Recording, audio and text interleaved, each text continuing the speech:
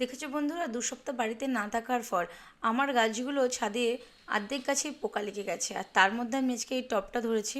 এর মধ্যে দেখবো কোন গাছগুলো ঠিকঠাক আছে বাঁচানোর মতন, সেগুলোকে আবার পরিষ্কার করে আমি মাটিতে পুঁতবো।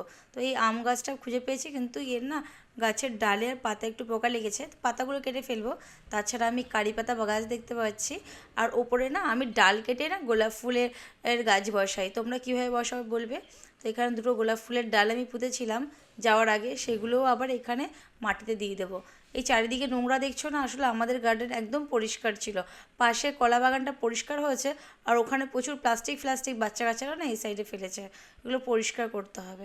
এই যে গোলাপ গাছটা কাটা, দেখতে কি ভালো লাগছে না? এটা আমি ধুয়ে এখন পরিষ্কার করেছি। তো এই যে দিয়ে দিলাম।